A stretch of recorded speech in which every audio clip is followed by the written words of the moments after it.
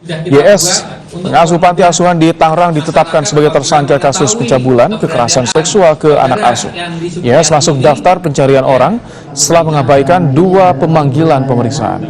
Sementara 2 pelaku S dan YB telah ditahan setelah pemeriksaan korban dan 11 saksi.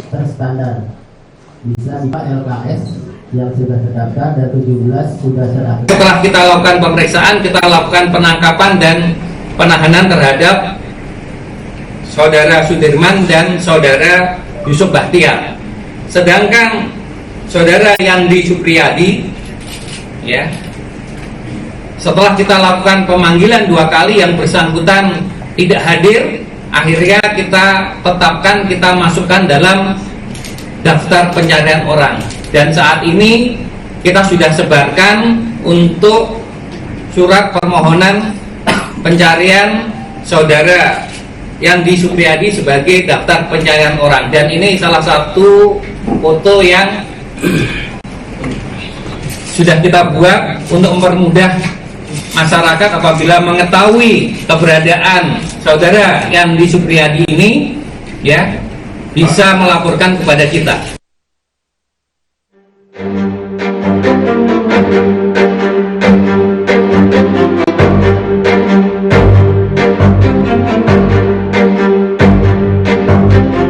Kasus kekerasan seksual anak di sebuah panti asuhan di Kota Tangerang, Banten menyita perhatian usai puluhan anak asuh menjadi korban.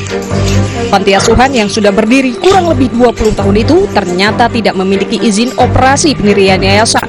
Menteri Sosial Saifullah Yusuf yang mendatangi lokasi kejadian berjanji akan menambah syarat pendirian panti asuhan, diantaranya izin dari warga. Sudah 20 tahun lebih ya?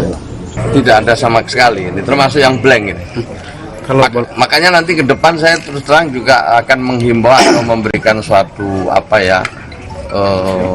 persyaratan gitu dalam rangka mendirikan panti asuhan harus mendapatkan persetujuan dari warga sekitar. Sementara Komisi Perlindungan Anak Indonesia (KPAI) memastikan hak-hak anak yang menjadi korban akan dipenuhi.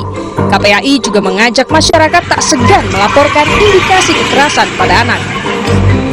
KPAI juga memastikan Kementerian Sosial berperan dalam pemenuhan hak-hak anak korban, baik dari sisi rehabilitasi psikis, fisik maupun sosial. Itu pasal ketika ada kejadian yang seperti ini, sebetulnya siapapun boleh melaporkan. Selain kepada Dinas Sosial, boleh melaporkan kepada kepolisian, kepada KPAI, kepada Komnas HAM, kepada Ombudsman ataupun lembaga-lembaga pelindungan anak lainnya.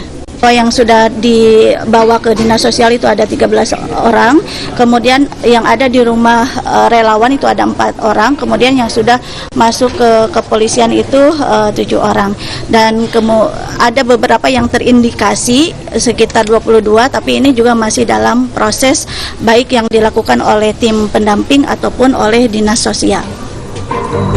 Kasus ini dilaporkan pada Juli 2024 lalu. Pemilik yayasan dan pengurus ditetapkan sebagai tersangka. Sementara 1 orang masih dalam pengejaran.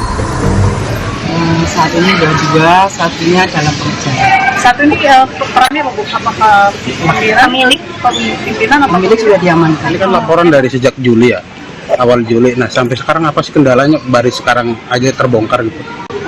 Korbannya kan domisili di Bandung. Pada saat interogasi datang, pada saat BAP diketahui menghilang. Salah satu mantan pengasuh di panti asuhan meminta polisi mengusut tuntas kasus ini karena korban diduga lebih dari 30 anak. apa ya? Yang ini baru semalam aja 15, mungkin udah 25.